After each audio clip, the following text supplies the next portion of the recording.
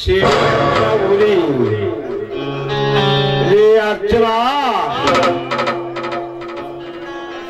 ಈ ಜಯರಾಜನ ಮೋಸದ ಜಾಲಕ್ಕೆ ಸಿಕ್ಕು ನಿನ್ನ ಸಂಸಾರವನ್ನ ಬಿರುಗಾಳಿಗೆ ಸಿಕ್ಕ ಅಡಿಗಿನಲ್ಲಿ ಕಡಿಗಿನಂತೆ ಮುಳುಗುವೈತು.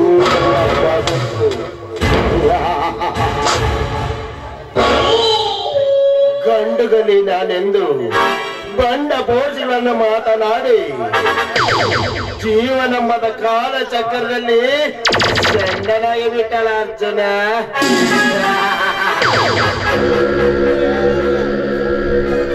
ಸೌಕರ್ಯ ಆ ಅರ್ಜುನನ ಪರಿಸ್ಥಿತಿ ನಿಮ್ಮ ತಡೆವಿ ಹಿಂಗು ತಿಂದು ಮಂಗನ ಕಾಯಿ ಹೋಯ್ತಲ್ರಿ.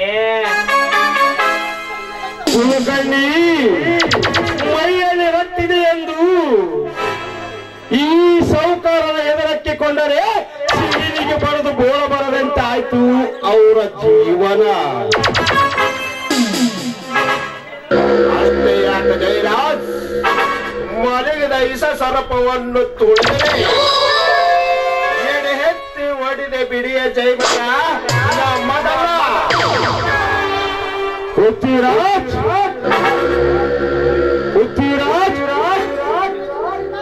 ಅಂದು ನಾವು ಬ್ಯಾಟ್ರಿ ಕಟ್ಟಬೇಕಂದಾಗ ಅದ ಮಾಡಿ ಕೊಡದಿರುವ ಅರ್ಜುನನ 3 ಎಕರೆ ಭೂಮಿ ಇನ್ನು ಅವನ ತಮ್ಮನ ಮುಖಾಂತರವ ನಮಗೆ ಸೇರಿತು.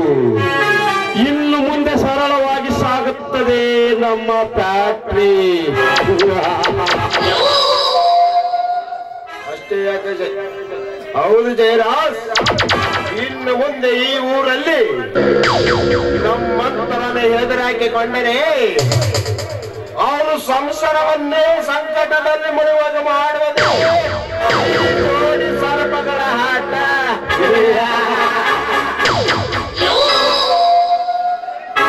ಹೌದು ಸೌಕರ್ಯ, ಜೀವ ಹೋದ್ರು ಕೊಡಲಿಲ್ಲ ಅಂತಿದ್ದ ಅರ್ಜುನ ಜೀವನ ಹೆಂಗ್ ತಗೊಂಡ್ರಿ? ಕುಲಕರ್ಣಿ, ನನ್ನ ತಂಗಿಗೆ ಇಲ್ಲ ಸಲ್ಲದ ಆಸೆ ತೋರಿಸಿ ಫ್ಯಾಕ್ಟ್ರಿ ನಿನಗೂ ಮತ್ತೆ ಶಂಕರನಿಗೂ ಮದಿ ಗಿಫ್ಟ್ ಕೊಡ್ತೇನೆಂದು ಸುಳ್ಳು ಹೇಳಿ ನಂಬಿಸಿ ಕಾಗದ ಪತ್ರದಲ್ಲಿ ಸೈನಿ ಮಾಡಿಸಿಕೊಂಡಿದ್ದೆ ಗೊತ್ತಾ? Very good Jayaraj, very good.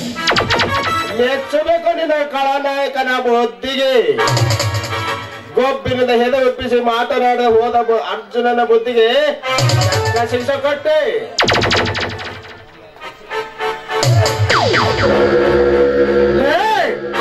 ಶಿಕ್ಷೆ ಕೊಡಲಿಕ್ಕೆ ನೀವೇನಾದ್ರೂ ಸುಪ್ರೀಂ ಕೋರ್ಟ್ ಇಲ್ಲ ಕರ್ಮ ಧರ್ಮವನ್ನು ತೂಗಿ ನೋಡಲಿಕ್ಕೆ ನೀವೇನಾದ್ರೂ ಯಮಧರ್ಮರ? ಹೊರಸತ್ತಿನ ಹಂದಿಗಳ ನೀವು ಎದುರುಗಡೆಗೆ ನಿಂತು ಮಾತನಾಡುತ್ತ ನಮ್ಮದು ಮನದಲ್ಲಿ ಎಚ್ಚರವಿರಲಿ. ಇವರು ಹುಚ್ಚನಂತೆ ನಿಮ್ಮಣ್ಣ ತರ ಮಾತನಾಡಿದರೆ ನಿಮ್ಮಣ್ಣಗ ಬಂದ ಗತಿ ನಿನಗೆ ಬಂದಿತು. ಹುಷಾರ್.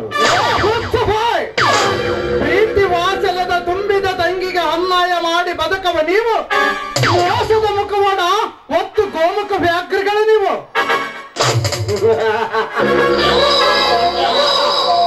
ಈಗಲಾದರೂ ಗೊತ್ತಾತಲ್ಲ, ಹುಲಿಯುವ ಮಾಂಸವನ್ನೇ ತಿನ್ನುತ್ತೆ ಹೊರತು ಹುಲ್ಲನ್ನ ಹಲ್ಲತ್ತ. ಪೃಥ್ವಿರಾಜ್, ಮಾಂಸವನ್ನು ಹರಿದು ತಿನ್ನಲಕ್ಕೆ ನಾವೇನು ಜಿಂಕ ಮರಿಗಳಲ್ಲ. ನಿಮ್ಮಂತ ಗೋಮುಖ ವ್ಯಾಘ್ರಗಳನ್ನು ಬೇಟಾಡುವ ಬೇಟೆಗಾರರು ನಾವು. ನಿಮ್ಮಂತ ಬೇಟೆಗಾರಗಳನ್ನು ಕೊಂಡು ತೆಪ್ಪಿಸಿ ಒಂಚಾಕಿ ಹಿಡಿಯುವ ಅಂಬಿರ ನಾವು. ನಿನ್ನನ್ನು ನನ್ನ ತಂಗಿ ಮುಖಾಂತರ ವಂಚಿಸಿ ನಿನ್ನನ್ನು ನಿನ್ನ ಅಣ್ಣನ ತರ ಬೀದಿಗೆ ತಂದಿದ್ದು ಮರ್ತ ಬಿಟ್ಟಿಯ? ವಂಚಿಸಿದೆ ಎಂಬ ಹುಮ್ಮನಸನಿಂದಿರುವ ನಿಮ್ಮ ಸಾವಿರ ಸಂಚ ಕರಡನ್ನು ಆ ದೇವರು ಅಂದಾಗ ಸಂಚ ಕರಡುವ ಸಮಯ ಬರಬೇಕಷ್ಟೇ.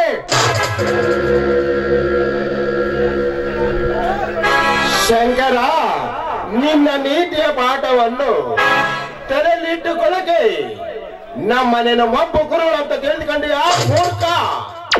ಉಪ್ಪು ಹಾರಿಸಿ ಹಾರಕ್ಕಾಗಿ ಬಾ ತೆಗೆದುಕೊಂಡ ತೋಳಗಳು ನಾವು. ನೀನು ನಿನ್ನ ತಂಗಿಗೆ ಮಾಡಿದ ಮೋಸವನ್ನು ಎಳಿ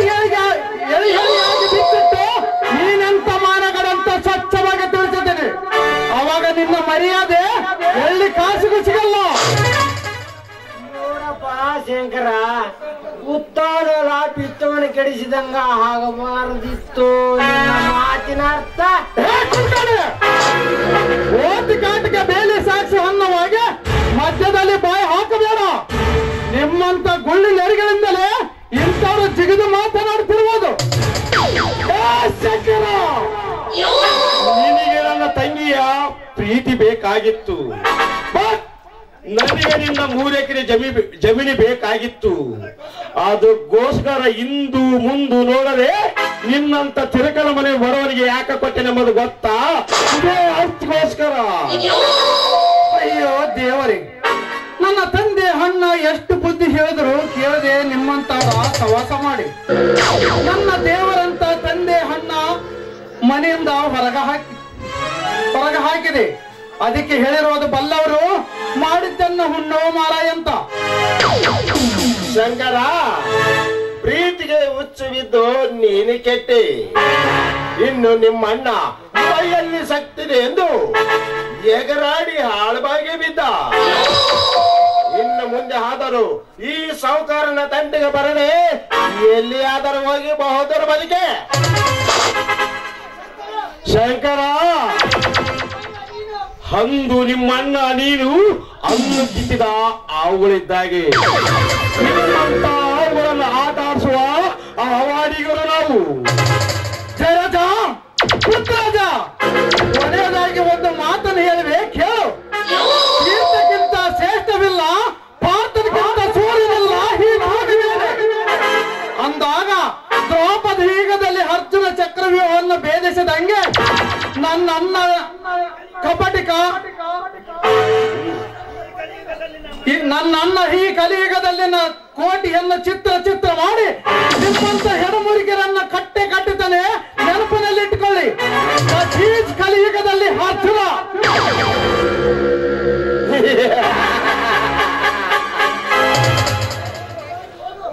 ಹೋಗು ಶಂಕರ, ಹೋಗು. ರೆಕ್ಕೆ ಇಲ್ಲದ ಅಕ್ಕಿಯಂತೆ ಆಗಿದೆ ನಿನ್ನ ಜೀವನ. ಯಾಕಂದರೆ ನಿನ್ನ ರೆಕ್ಕೆ ಕತ್ತಿಸಿದ ನಾಯಕ ನಾನು. ಇನ್ನು ಮುಂದೆ ಏನಿದ್ದರೆ ನಡೆಯಬೇಕಿದೆಯ ಆರಲಿಕ್ಕೆ ಸಾಧ್ಯವಿಲ್ಲ.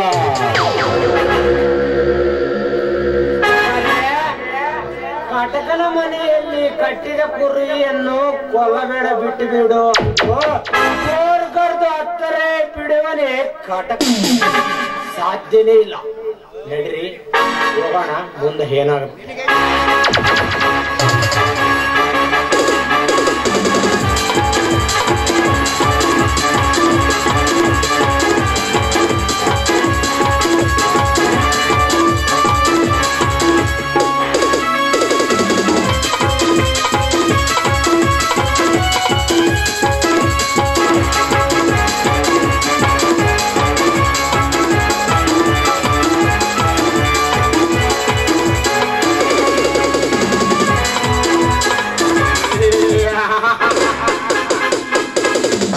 ಜಯರಾಜ್, ನನ್ನ ಆಸೆ ಅಂತೆ ನಿನ್ನ ತಂಗಿಯ ಶೀಲ.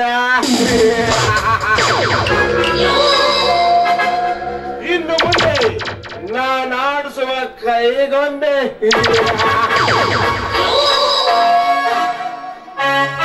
ಜಯರಾಜ್, ಇನ್ನು ಮುಂದೆ ಆ ಶಂಕರನನ್ನು ಮುಗಿಸುವಂತೆ ಹೇಳುತ್ತೇನೆ.